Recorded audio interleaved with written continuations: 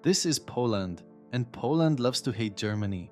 But Germany and Poland should be happy neighbors. After all, they are bound by close personal ties, as well as $159 billion in yearly trade. And the two are key members of both the European Union and NATO. But the relationship has been anything but happy, and a bit of a love-hate alliance that continues to this day. But is it warranted? On one side, both countries praise their economic relationship, which is booming, and people-to-people ties, which are vast and vibrant. As Russia's invasion continues to confront Europe with the gravest security threat since the Cold War, the pair are also, after America and perhaps Britain, Ukraine's most vital strategic allies. Poland is the main arms pipeline into Ukraine and a host to millions of its refugees. Because of their own history with Russia, Poles have been among Ukraine's most ardent, generous, and timely supporters. And Germany, while initially slower to react, is now by far the continent's biggest contributor to the war effort. And by all accounts, both of their economies are doing very well. Poland has tripled its economy with one of the fastest growth rates, not only in Europe, but also in the world. Over the last 5 years, it has grown by an average of 4% GDP annually. Its current GDP is $1.71 trillion, and if Poland keeps this up, it is on trajectory to possibly become the next European superpower and will reportedly replace France as Germany's fourth largest trading partner soon. Germany's economy, on the other hand, is not only one of the largest economies in Europe with a GDP of $5.54 trillion, but its debt-to-GDP ratio of 66.1 makes it one of the European countries with the best economy right now. And despite facing headwinds like high inflation, rising interest rates, and the war in Ukraine, the German economy has shown remarkable resilience. The relationship between Poland and Germany, however, has been sour despite these many positives, and some say that this relationship is the worst it's been in decades.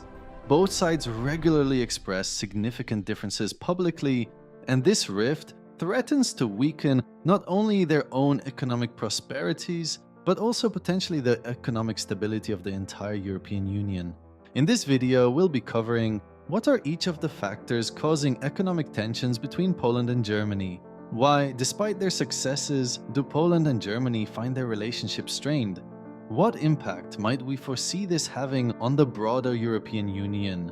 And is a state of economic peace even possible between the two countries? This is the story of why Poland loves to hate Germany. The love-hate relationship between Poland and Germany is complicated and influenced by a variety of factors ranging from dark historical legacies to contemporary political and economic dynamics.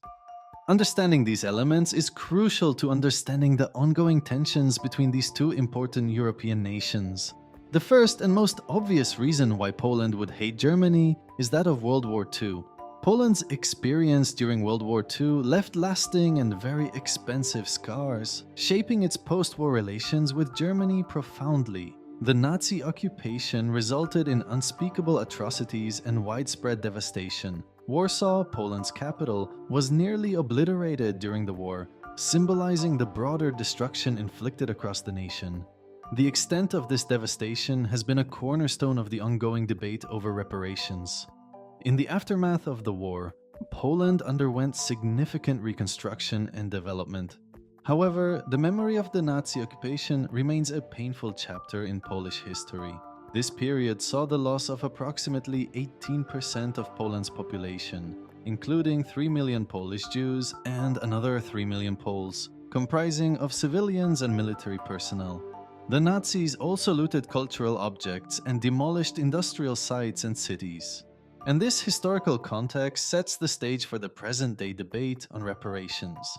In March 2018, Polish lawmaker Arkadiusz Mularczyk, backed by Poland's ruling party, the right-wing Law and Justice Party, also known as PiS, reignited this debate, claiming that Germany owed Poland reparations potentially up to $850 billion.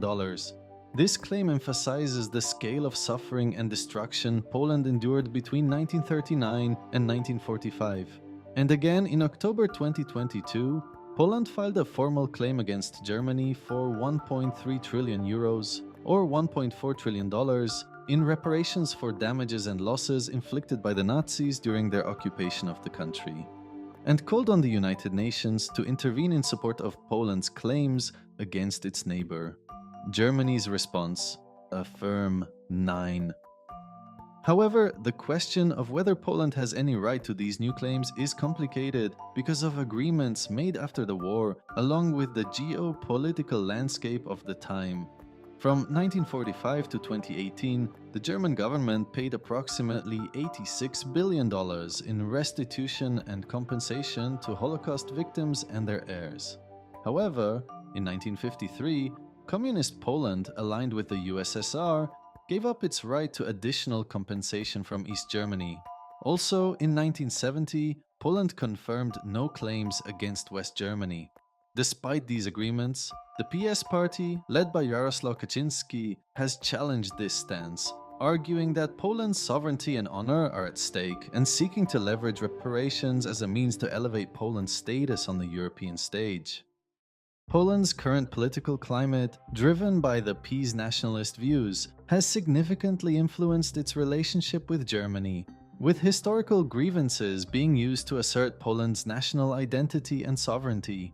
Since its rise to power in 2015, PiS has employed the nationalist propaganda that often paints Germany as the opposite of what it means to be truly Polish. This has taken form in various ways, particularly in the realm of historical memory and sovereignty. PiS has focused on reinforcing a sense of Polish victimhood during World War II, and has used this to demand reparations from Germany, framing it as a matter of national honor and recognition. The PiS government has also been critical of the European Union's influence on Polish affairs, often portraying Germany as exerting excessive control within the EU. This viewpoint resonates with a segment of the Polish population that is skeptical of external influence and values national sovereignty highly. Jaroslaw Kaczynski has even gone so far as to accuse Germany of seeking to dominate the EU and turn it into a Fourth Reich. The impact of these anti-German feelings is evident in public opinion. A growing number of Poles view relations with Germany negatively, influenced in part by the government's narrative. This feeling is further amplified by state-controlled media, which often echoes PiS anti-German and anti-EU stance. Despite the political and historical complexities between Poland and Germany, the two countries are economically dependent on each other, and trade relations between them forms the foundation on which their relationship is built. This not only contributes to each of their national economies, but also plays a crucial role in maintaining a level of stability between the two nations, and shapes their overall place within the European Union. Germany is Poland's most significant trading partner, with annual trade between the two countries amounting to approximately $159 billion. This economic bond is supported by a range of industries, including automotive, technology, and consumer goods. German investments in Poland are substantial, contributing significantly to the Polish economy. For Germany, Poland serves not only as a vital trading partner, but also as a key link in its supply chain, especially for manufacturing industries. The mutual economic benefits of this relationship are clear.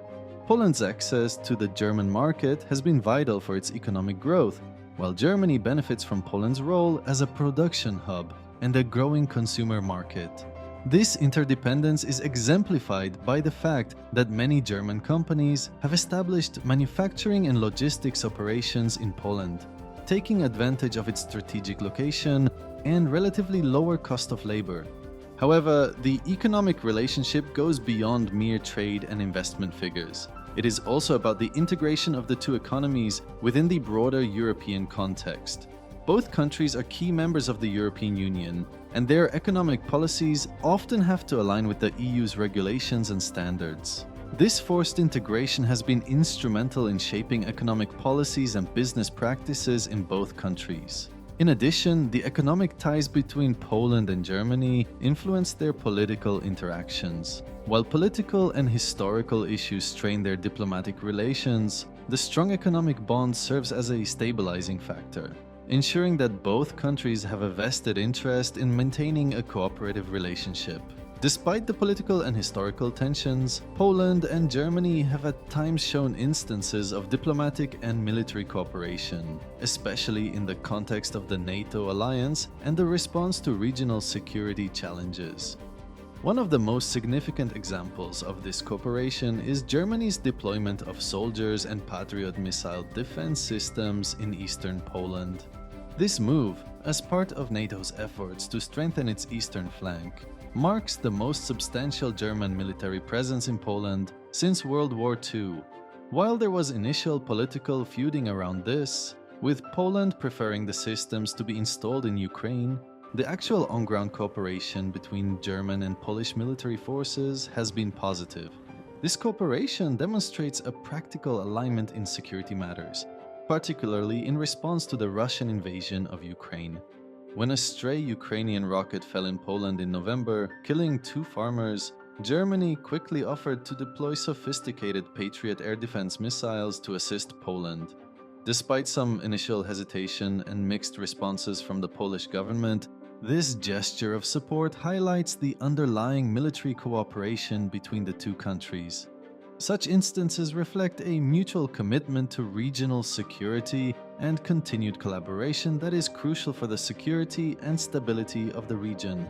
Looking forward, the future of Polish-German relations and their effect on European unity is complex and depends on how they handle their complex history, political disagreements, and shared economic interests. Tensions over demands for World War II reparations and differing nationalistic views threaten the strong economic bond between the two nations, which is critical in helping to maintain a functional relationship.